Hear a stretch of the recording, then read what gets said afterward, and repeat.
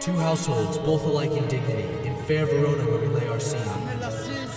From ancient grudge break to new mutiny, where civil blood makes civil hands unclean.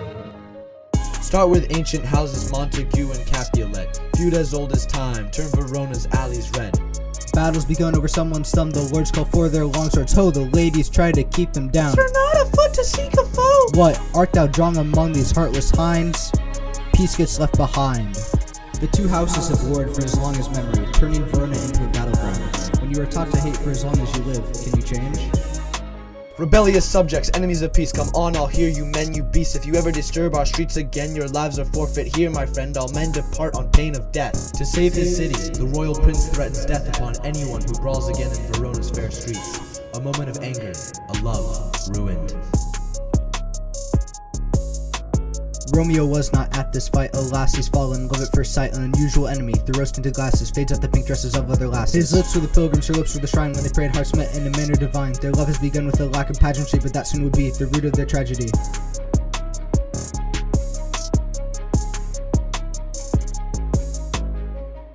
But soft, what light through yonder window breaks when one's in love, the mind unmakes all sense of blood, all sense of feuds for Capulet and Montague.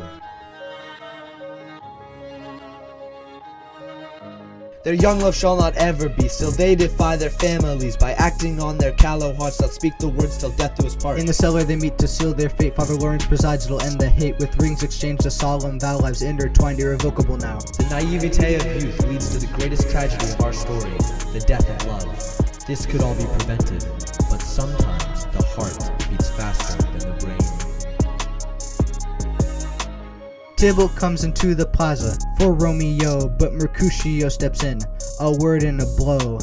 Tybalt takes the challenge, draws his rapier, and they duel in the square, a fight to death right there. Mercutio once said that dreamers often lie, but lying in Verona street is where this dreamer died. With his final breath, he declared his spite, cursing Montague and Capulet for their eternal fight.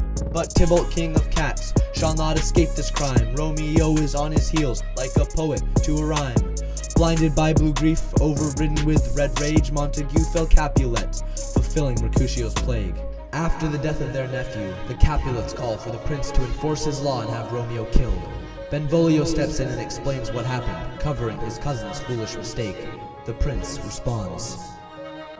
I have an interest in your hates proceed, my blood for your brawls doth lie bleeding. For that offense he shall be outcast, his time in Verona's of the past. But with Tybalt's death, Capulet gets nervous, he's willing to marry Juliet to Paris. She denies once faith to her one true love, but he lies a man to her, not the balcony above. Alas, dear fellow, herefore our tragedy begins. Love's clouding of the eyes leads our heroes to their end.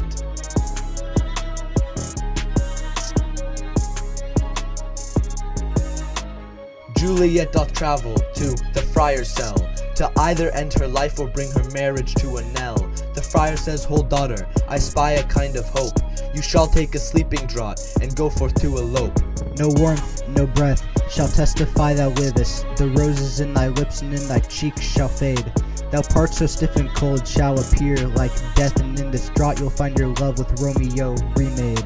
The friar hatches a plan to fake Juliet's death using a special elixir, hoping the Capulets will quickly bury her in her family crypt. Friar Lawrence sends a message to Romeo, praying that he will return to save her. What if this mixture does not work at all? If Juliet awakes before Romeo doth call, her marriage she will not accept. She makes a pact, a dagger by her bedside lies, for her a final act. What if it be poison the friar chose? To not be dishonored, to not be exposed. Perhaps her breathing stifles, for early if she wakes the air will run out inside the vault, she's sure to suffocate. The horrible conceit of night and death with the terror of this place shall bring her to her knees and cleft her sanity from her ashy face. And she start plucking Tybalt's bones and then dash out her desperate brains. Methinks I see my cousin's ghost, and with that I'll go insane. Their love turned upside down by the prince's decree. Romeo, I come, this I do drink to thee. Juliet falls into a deathly sleep, and come the morning, the nurse finds her lying on her bed. The Capulets bury her, and she lies in wait for her Romeo. Balthazar arrives with words of gloom, ill news of Juliet, please forgive. Her body sleeps in Capel's tomb, her immortal part with angels lives. Romeo a plan he makes, he seeks out an apothecary. He buys a poison meant to take by her side where she was buried. Friar Lawrence receives a visitor in his cell late in the evening. Friar John, the man supposed to deliver his message to Romeo, has failed. Lawrence hastens to Juliet's grave, ready to retrieve her when she awakes. County Paris, Juliet's first love, travels to her crypt with flowers for his dove. Sweet flower, with flowers thy bridal bed I strew, which with sweet water nightly I will do. But Paris sees that Montague arriving at her grave. He thinks to apprehend this banished haughty knave. He draws his sword on Romeo in an attempt to stop his plan. But Romeo spake, good gentle youth, tempt not a desperate man. I do defy thy conjurations and apprehend thee. Wilt thou provoke? Then have at me!